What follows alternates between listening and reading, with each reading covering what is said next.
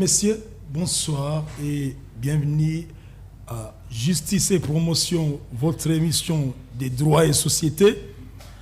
Et l'ASBEL, les Salomon Justice et Promotion, avait déjà accepté, avait donné son accord pour vulgariser les domaines des droits et des justices d'une manière pédagogique. Et c'est ce qu'on est en train de faire avec notre invité permanent, José Yombo Tipangila, qui se trouve être un avocat.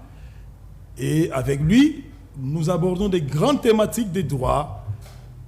Maître José, bonsoir. Bonsoir, monsieur Clément.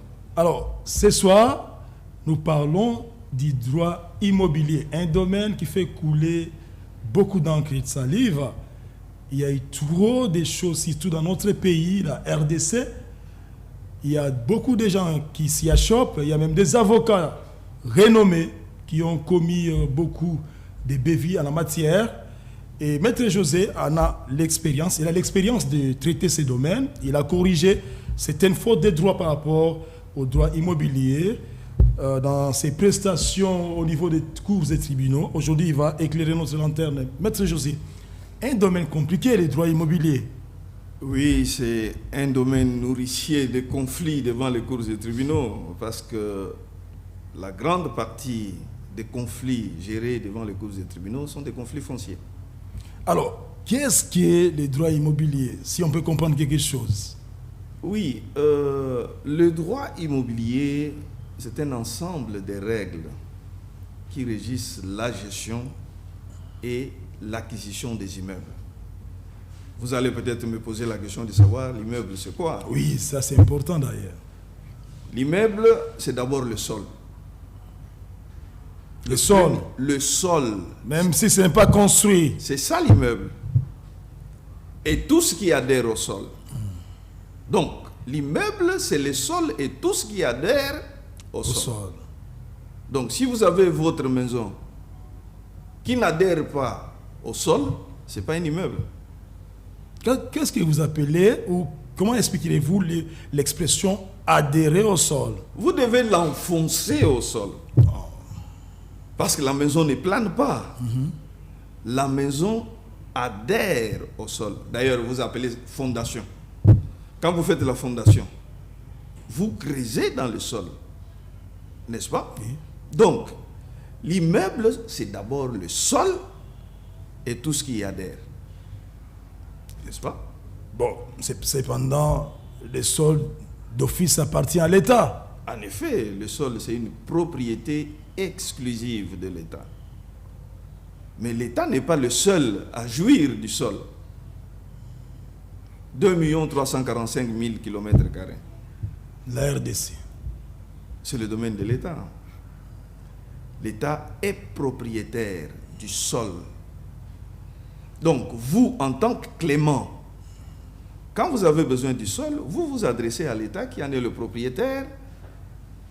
Il vous concède le droit de jouir. C'est ça qu'on appelle la concession. La concession. Voilà. Quand il vous concède, c'est à contrepartie des moyens financiers, non? Bien sûr. Mais l'État ne vend pas.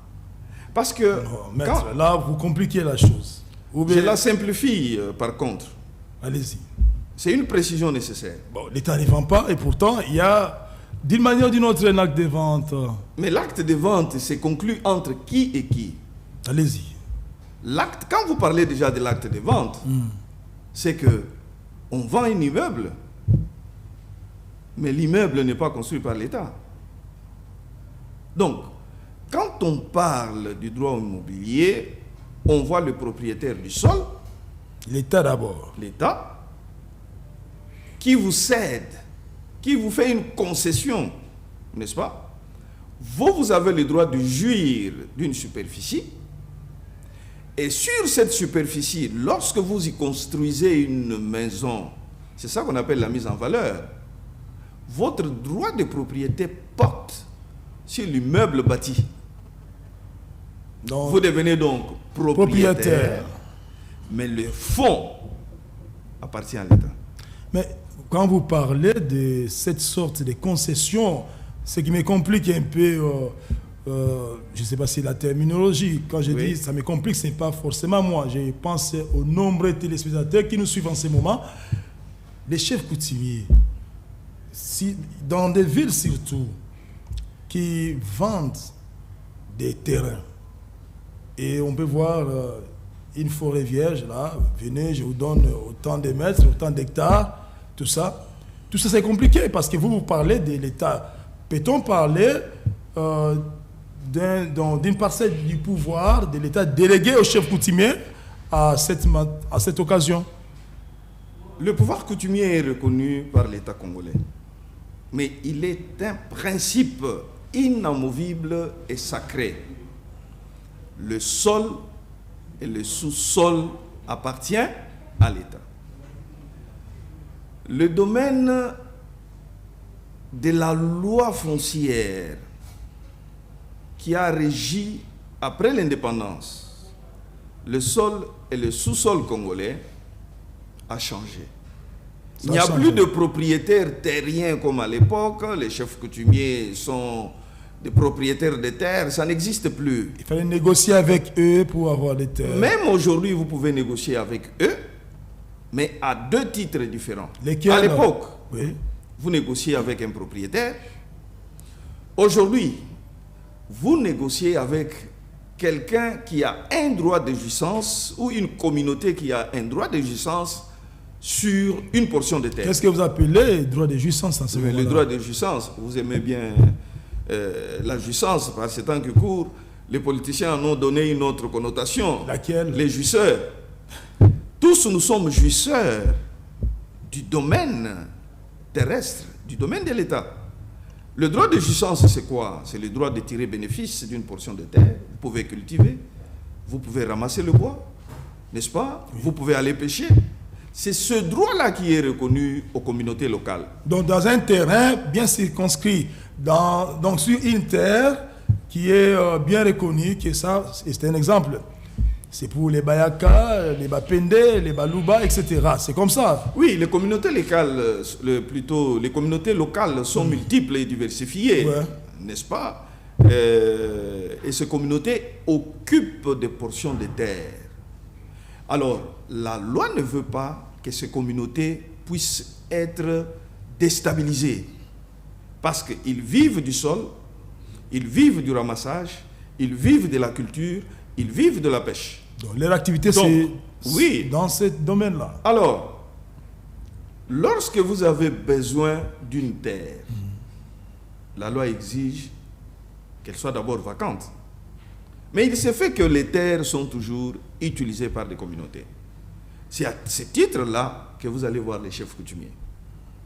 C'est donc par abus de langage que les chefs coutumiers et ceux qui vont vers eux disent « je vais acheter la terre chez les chefs coutumiers ». Non.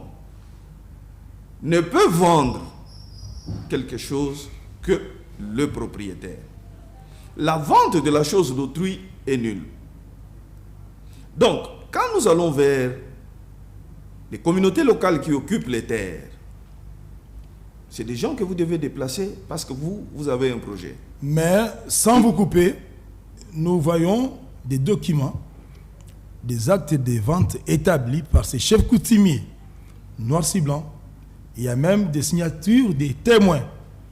Alors, ce sont des documents officiels, parce que quand il y a des conflits, c'est ces documents-là qui sont brandis. On comprend. Je dis bien que c'est un abus de langage. Il n'y a pas de prix de vente. C'est une indemnité qu'on verse à la communauté locale qui doit se déplacer. Une indemnité? C'est une indemnité, ce n'est pas le prix de vente. Mais d'ailleurs, l'État lui-même, est-ce qu'il vous fait un contrat de vente? L'État ne vous fait pas un contrat de vente lorsqu'il vous cède les terres. C'est plutôt un contrat de location. N'est-ce pas? Un contrat de location et il vous donne une durée pour la mise en valeur.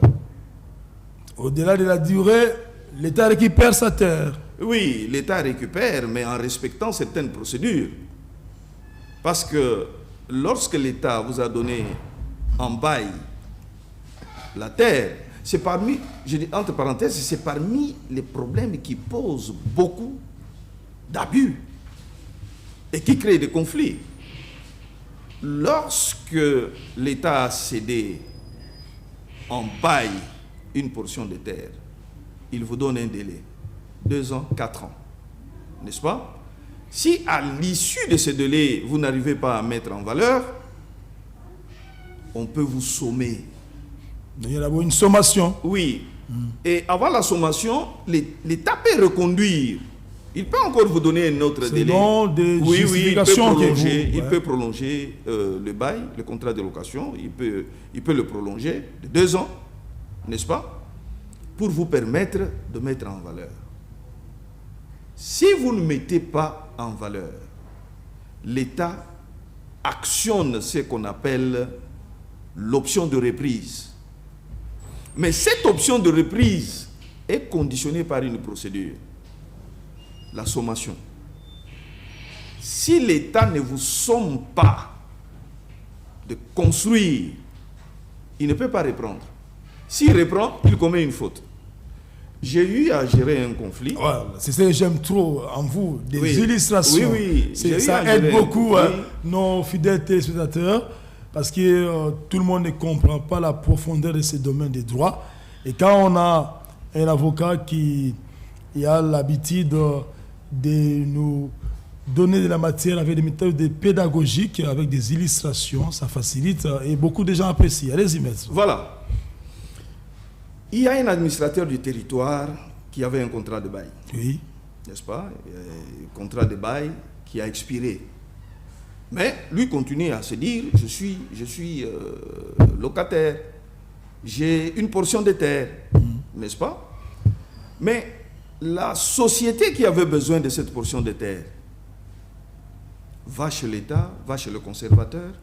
Le conservateur lui établit un certificat d'enregistrement, au motif que l'administrateur du territoire, son contrat avait déjà expiré. Vous voyez, qui a l'administrateur du territoire avec un vieux contrat qui a expiré, qui continue à prétendre que c'est sa terre qu'il a acquis de l'État. Il y a une entreprise publique, une grande entreprise publique. C'est regrettable que les gens n'aient pas fait le travail tel qu'il devait se faire. Il va vers le conservateur. Le conservateur constate qu'effectivement, le contrat de bail de l'administrateur du territoire a expiré. Il établit un contrat, plutôt il établit une concession, un certificat d'enregistrement. Mais c'était un certificat d'enregistrement très fragile. Pourquoi? Parce que l'option de reprise n'a pas été précédée d'une sommation. C'est une formalité essentielle de l'option de reprise. Donc, la Cour suprême était obligée de faire d'annuler ce certificat d'enregistrement. La T ou l'administrateur du territoire a repris les droits sur ces terres. On a été obligé de négocier. De négocier? Oui, on a négocié et puis... Il a cédé? Il était content. Il s'est retrouvé? Il était content, oui. Alors, pourquoi? Parce que vous abordez déjà un domaine qui montre davantage qu'il y a des conflits dans les domaines immobiliers. Pourquoi tant de conflits immobiliers, Maître José Omoti Pangila? Oui, mais le conflit immobilier, c'est parce que vous aimez beaucoup la terre. Vous aimez beaucoup la terre? Mais oui. Mais c'est tout le monde qui aime la terre. Tout le monde identifie la richesse par l'acquisition de la terre. Bon, ce n'est pas un défaut, même au Moyen-Âge, quand vous allez en France, même dans les pays européens, c'était aussi la terre qui était synonyme de richesse. Mais n'est-ce pas? Et nous aussi, aujourd'hui, c'est la même chose. Et j'ai vu un Premier ministre français qui louait. Premier ministre, tout Premier ministre qu'il avait, il n'avait pas d'appartement, il était locataire. Évidemment, chez eux, les locataires sont effectivement locataires qui ont des droits. Ce n'est pas parfois comme chez nous. On a peur d'être locataire. Dès qu'on a les premiers moyens, on court vers le sol, n'est-ce pas, pour investir. Pour investir. Oui, il y a beaucoup de conflits. Il y a beaucoup de conflits. Et ces conflits sont j'aimerais savoir des facteurs. Il y a des facteurs. Donc, qu'est-ce qui provoque ces conflits? Allez-y. Premièrement, il y a l'administration publique. L'administration publique. Bien sûr. Mais parce que c'est l'État déjà. Oui, mais l'État, vous n'avez pas vu Tembena Tembe, c'était quoi? Vous n'avez pas vu des immeubles, des flats, et des gens avaient des certificats d'enregistrement. Je pense que ça vous rappelle quelque chose. Ouais. Il y a même Zambandangue, là, il y avait aussi un souci. Oui, Zambandangue, Ouais. il y avait un souci, mais Zambandangue n'était pas comparé avec ce qui s'est passé À Tembena au niveau Tembena Tembe, parce qu'au niveau Tembena Tembe, c'était un domaine public qui n'était pas désaffecté, mais l'administration publique s'est permis d'établir des titres au bénéfice des particuliers. Vous comprenez? Alors, comme ce n'était pas désaffecté, c'est un domaine public, l'État a repris, sans indemniser. Waouh. Sans Sans indemniser. sommation, sans tout ça. Non, mais c'était des gens qui ont acquis. Écoutez, Mais ils ont acquis ça auprès des conservateurs. s'il vous plaît, auprès de l'État s'il encore. vous plaît. Oui, allez-y, M. José. il y a le domaine public qu'on ne concède pas. N'est-ce pas? Lorsque l'État veut vous faire une concession, ce sont les terres du domaine privé de l'État qui sont concédées. C'est là aussi la source de beaucoup de conflits. Alors, je comprends, non, les terres du domaine disponible, que l'État disponibilise pour les le gens. domaine privé de l'État. Ouais. Mais il y a le domaine public. Là où l'État a implanté ses services. N'est-ce Ouais, pas? un projet communautaire, Oui, public. ce sont des terres qui relèvent du droit public. N'est-ce pas? Ces terres-là, vous ne pouvez pas prétendre les acquérir parce que vous avez eu un certificat Alors, vous d'enregistrement. parliez des facteurs. Donc, Vous ce avez sont parlé là les de facteurs. l'administration. Voilà. Lorsque l'administration publique délivre des certificats d'enregistrement sur des terres qui relèvent du domaine public, ce service devient un pourvoyeur de conflits. N'est-ce pas? Oui. Je me souviens d'un ami procureur général qui se retrouve dans un coin. Tellement on a vendu les maisons de l'État, il s'est dit, maître, je me suis retrouvé devant une situation difficile. Il a invité tous les conservateurs. Il les a invités, il les a réunis dans un bureau. Il leur a dit, l'État vous a envoyé pour diminuer le conflit, sinon les éviter. Mais je réalise que vous, en tant que chef de division des cadastres, en tant que conservateur, en tout cas, vous êtes des pourvoyeurs de conflits. Et vous savez ce qu'il a fait? Ça, c'est très fort. Et vous savez ce qu'il a fait? Allez-y, maître.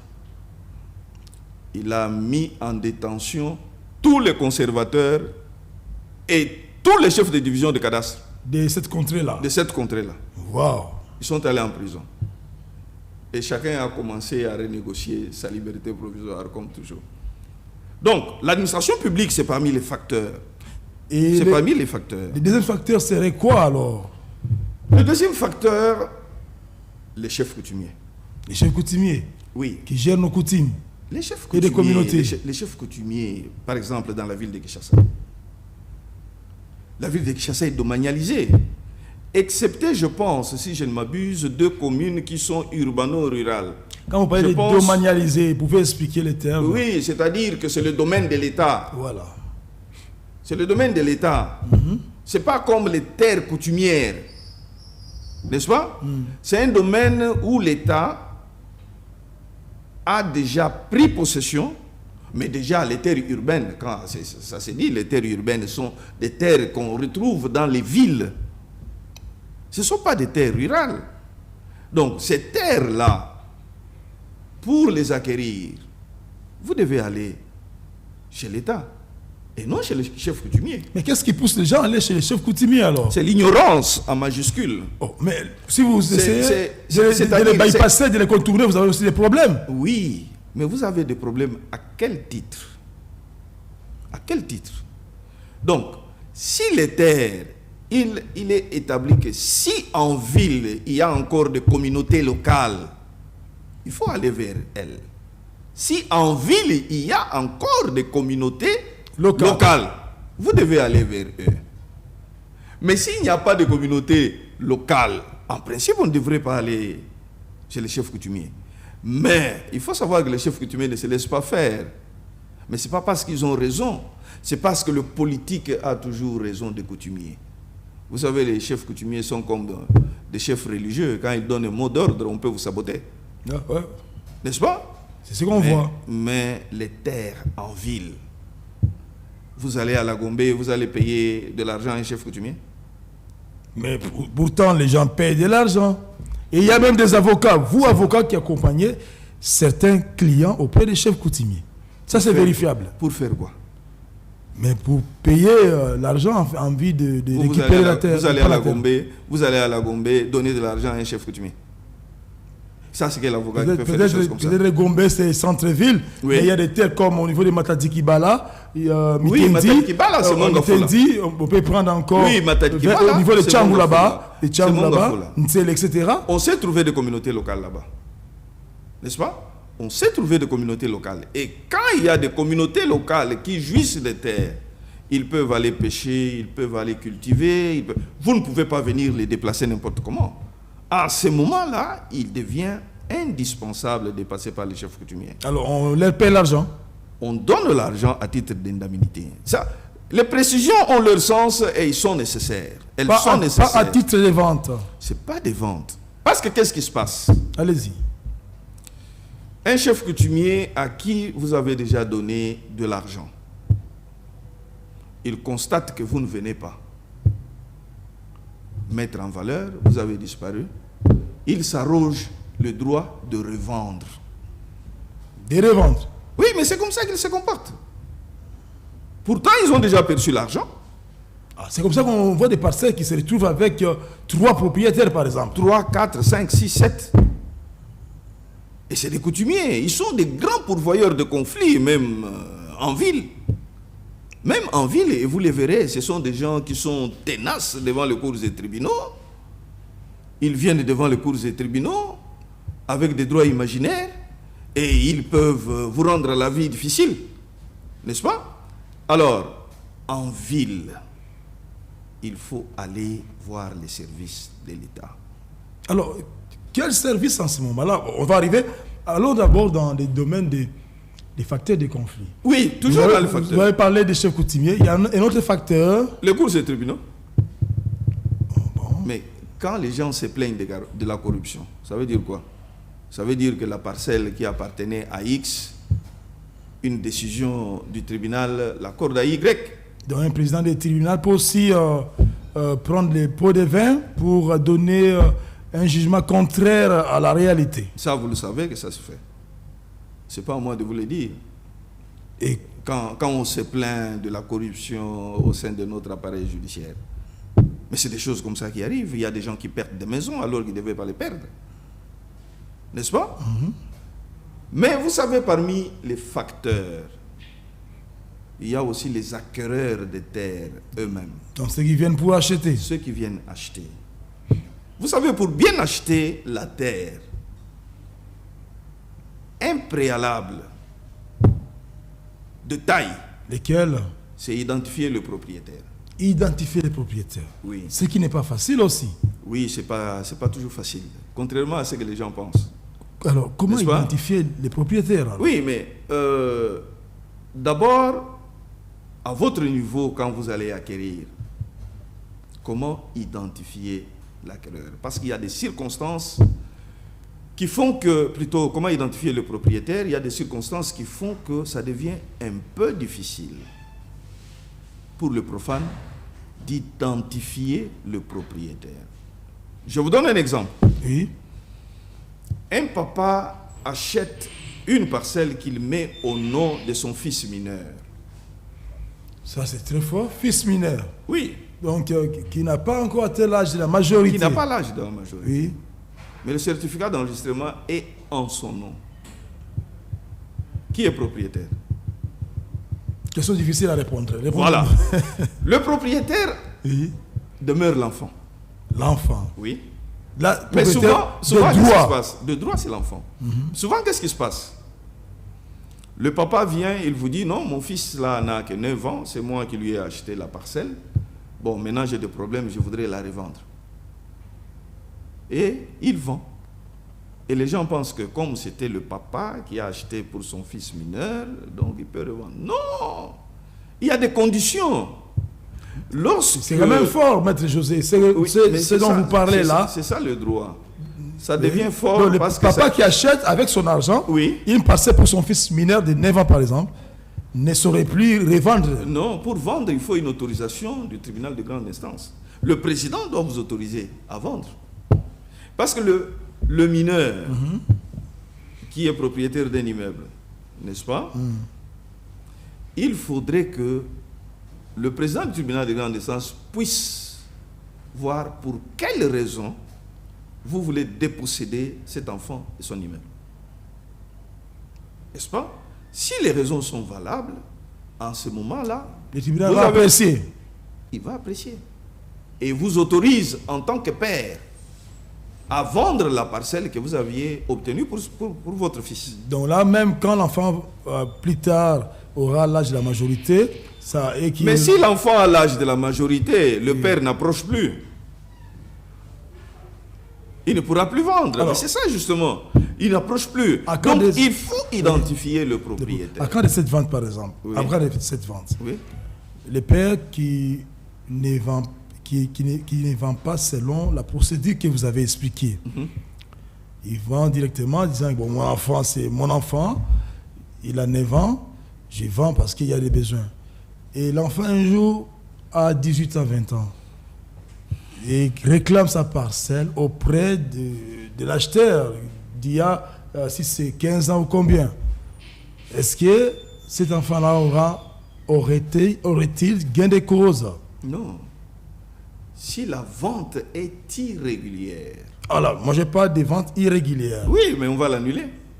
Et l'enfant va récupérer la parcelle vendue par son père. Mais attention. Oui, allez-y. Vous voyez, le domaine immobilier, lorsque vous voulez acheter, il faut être sérieux. Sérieux. Il faut être sérieux. Pourquoi? Le droit de cet enfant à réclamer l'immeuble est de 30 ans. 30 ans? Oui. Vous comprenez? Donc, aujourd'hui, vous n'avez pas bien identifié qui est propriétaire de la parcelle. Vous concluez une vente au mépris des règles de la vente d'un immeuble appartenant à un mineur. La vente est annulable. Qui achète mal, achète tout. N'est-ce pas? Alors, une autre difficulté. Allez-y. La succession. Je n'aimerais pas entrer dans le domaine de la succession. C'est un vaste domaine. Mais le propriétaire de l'immeuble décède. Il a laissé 14 enfants. N'est-ce pas? 14 enfants, par exemple. Tous les 14 enfants ont droit à cet immeuble parce que ce sont les héritiers. Vous comprenez? Il faut y arriver à identifier les propriétaires. Dans les termes, tous les 14 enfants sont propriétaires. Mais avant d'être propriétaires, ils sont détenteurs de droit à devenir propriétaires. Parce qu'ils deviendront propriétaires lorsque les formalités de mutation vont s'opérer, ainsi de suite. N'est-ce pas? C'est pourquoi vous voyez beaucoup de gens n'aiment pas acheter les maisons de succession. Quelqu'un a 14 enfants, n'est-ce pas? Il a 14 enfants, mais 9 seulement sont reconnus. Quand vous allez à la commune, on vous dit non, il a 9 enfants. Et vous traitez avec les 9. Les 5 qui sont en Europe surgissent après. Ils peuvent vous causer de sérieux ennuis. Ils peuvent aller en annulation de la vente opérée par leurs frères et sœurs. Et trouver gain de cause. Bien sûr. Annuler la vente. Si, on peut annuler la vente. C'est pourquoi je vous dis, identifier le propriétaire est un préalable dont il faut tenir compte. Et un avocat sérieux qui veut aider son client à acheter un immeuble doit l'aider à identifier le propriétaire. Vous savez que il ne suffit pas d'avoir un certificat d'enregistrement. Hein. C'est là encore le problème. Parce qu'il y a des immeubles pour lesquels on a déjà constitué ou établi un certificat d'enregistrement, mais par après, on apprend au niveau du jugement que la personne a été déguerpie malgré son certificat d'enregistrement. Et c'est une autre personne qui va avoir droit de l'immeuble et constituer un nouveau certificat d'enregistrement. Tout à fait. Il y aurait à ce moment-là deux certificats d'enregistrement, n'est-ce pas? Une sorte de cacophonie, une sorte de fiasco, Maître José. Oui, bien sûr. C'est pourquoi j'ai indexé les services de l'État. Regardez. Tout avocat que je suis, je me présente au service des affaires foncières. Parce que si vous devez identifier le propriétaire de l'immeuble, vous devez en même temps aussi voir l'immeuble est passé dans combien de mains? Quels sont les différents propriétaires de ces immeubles? Vous devez suivre pour voir le premier propriétaire. Est-ce qu'il a vendu? Avait-il le droit de vendre? Il a vendu au deuxième. Le deuxième a vendu au troisième. Le troisième, quatrième. Quatrième au cinquième. Vous devez voir la régularité de toutes ces ventes en remontant jusqu'au premier propriétaire. Ouais. N'est-ce pas? Si vous ne le faites pas, moi, tout avocat que je suis, je me présente devant les services de l'État, je demande les dossiers physiques, on m'apporte le certificat, le tout dernier certificat. Et les services me disent, non, mais nous sommes les services attitrés, cette parcelle n'a pas de problème, c'est une parcelle qui appartient à la personne qui veut vendre. D'ailleurs, vous pouvez voir au verso du certificat d'enregistrement, il n'y a pas d'hypothèque. Donc là, c'est pour vous dire que vous pouvez acheter. J'ai dit, non, monsieur, je suis venu voir comment la propriété s'est transmise du premier au dernier acquéreur. Parce que si entre les vendeurs et les acquéreurs, il y a quelque chose qui ne va pas, la vente est annulable. Mais, Maître José, comment dénicher ces irrégularités? C'est pas facile. Une parcelle qui est passée par 5 mains, par exemple. Oui, mais c'est facile parce que la conservation des titres va vous aider. Il faut être sérieux lorsque il faut voir tous ces titres-là, tous ces actes de vente. Il faut voir cette transmission-là, c'est faite comment? Est-ce que cette transmission-là, c'est faite de manière régulière ou irrégulière? Et dans l'entretemps, les certificats d'enregistrement du premier vendeur ou propriétaire, du premier occupant au sens des propriétés, quand il vend, les certificats d'enregistrement passent à l'autre ou bien ça change de nom et l'autre qui va vendre aussi. Il y a des mutations qui se font du premier au deuxième. C'est l'unique certificat d'enregistrement? Il n'y a pas de... Non, on annule le premier, on établit le deuxième, voilà. On annule le deuxième. C'est une précision de taille. Oui. Ouais. Alors, mais maintenant, il faut vérifier la régularité de la transmission de la propriété. Vous savez pourquoi? Parce que le délai de prescription est très très large. 30 ans. Là, c'est pas clair. Soyez un peu 30 ans. Ça veut dire ceci. Oui. La personne qui a perdu un immeuble par fraude peut le réclamer même après 29 ans. Wow. C'est pourquoi vous voyez, il y a de ces conflits-là. On vous dit non, le pango, ils ont le pango nabango, tomoni bano, ces enfants sont nés ici, ils ont grandi ici. Comment la justice peut faire des choses comme ça? 30 ans déjà, ils occupent 20 ans. Nous les connaissons, c'est eux les propriétaires. C'est ça.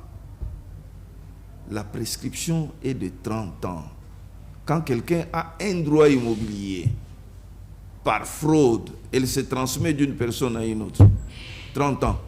C'est pourquoi les héritiers qui ne savent pas que l'immeuble légué par leur défunt père, plutôt leur défunt père, a été vendu, ils ont 30 ans.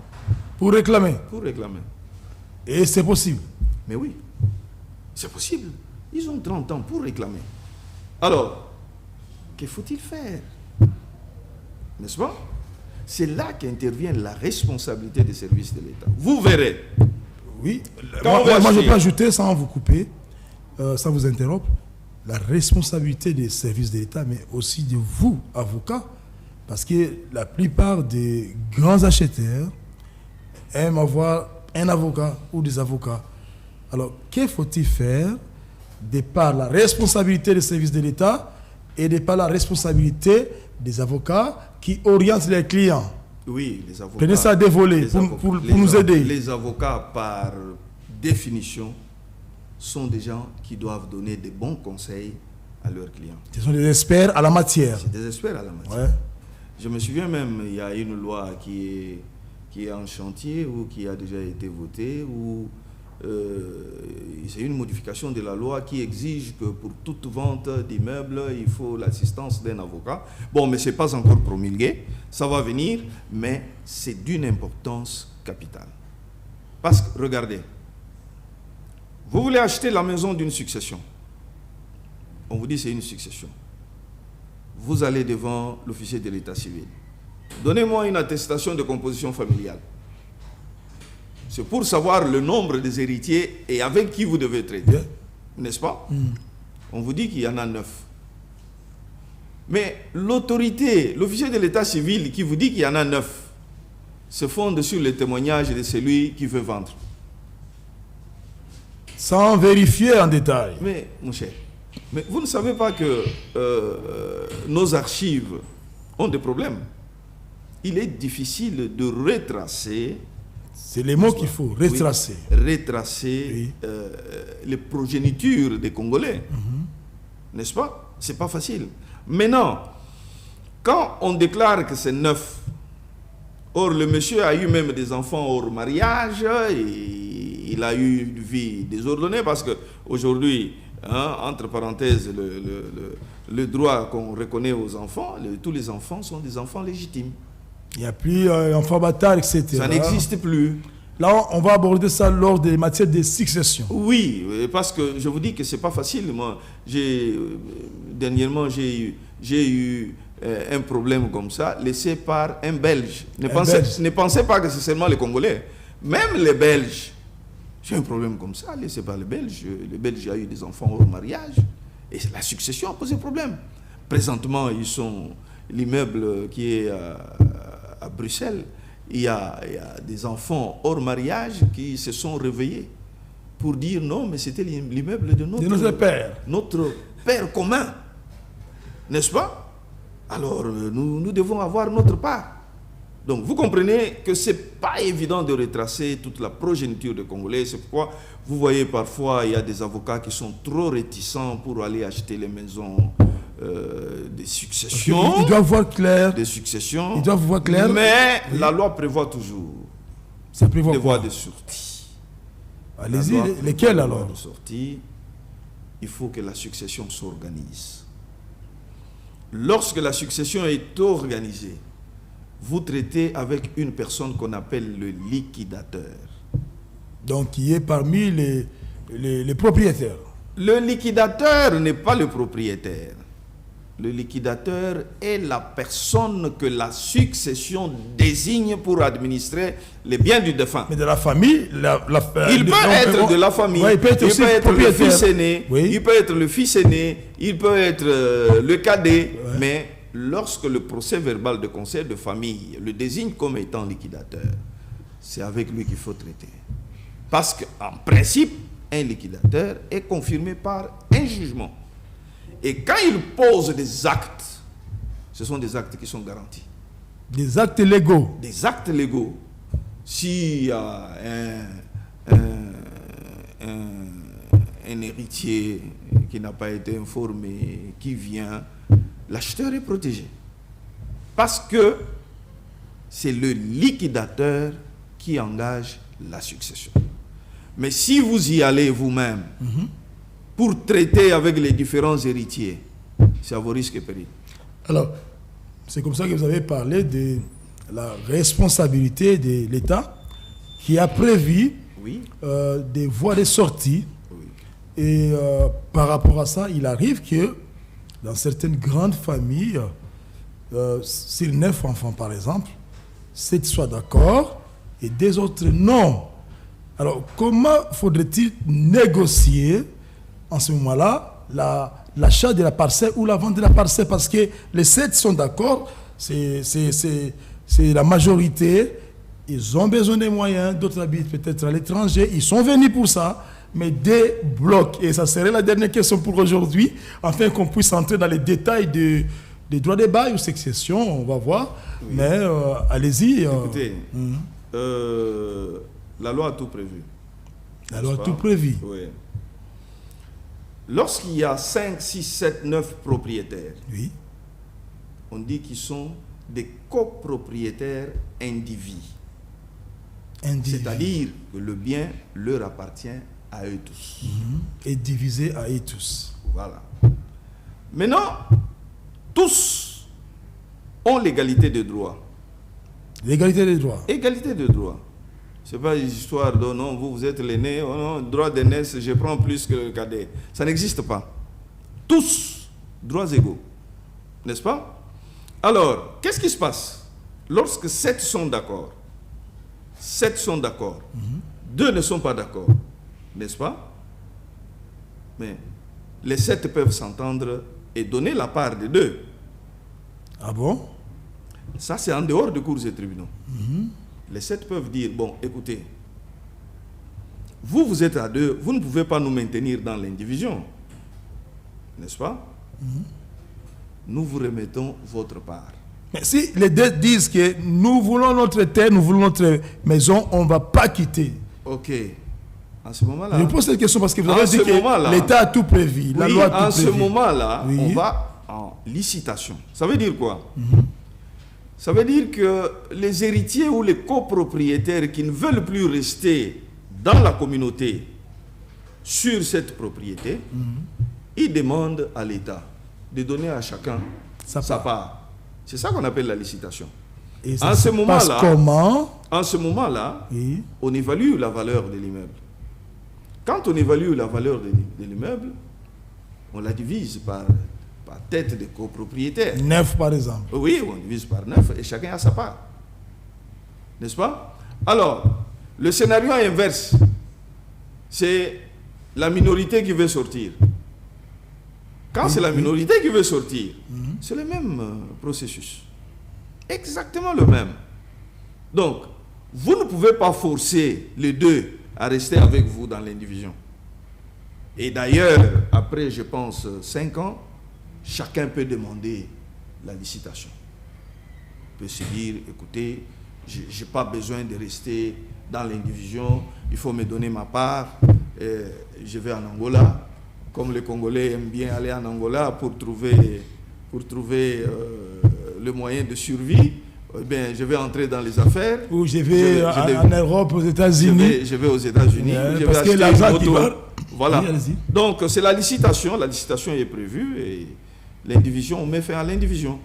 Maître José Yombo Chipangila. Oui, monsieur. Là, nous avons déjà en quelque sorte introduit les domaines des successions, une grande matière. On a introduit ça en partie parce que souvent ces conflits se passent avec des héritiers.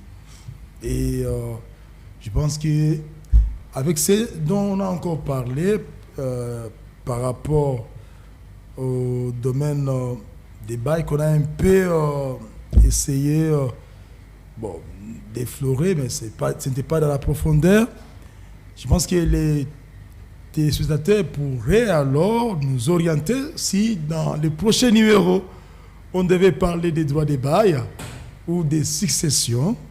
Comme ça, on va faire signe à Maître José, qui est le patron de l'ASBEL, les Salomon Justice et Promotion, afin d'éclairer votre lanterne. Voilà. Maître José, merci. Merci, Monsieur Clément. J'espère que vous allez continuer à dégager de la pédagogie, des droits et de justice. Nous l'espérons que ça va aider notre population. Merci, à la prochaine opportunité. Bonsoir.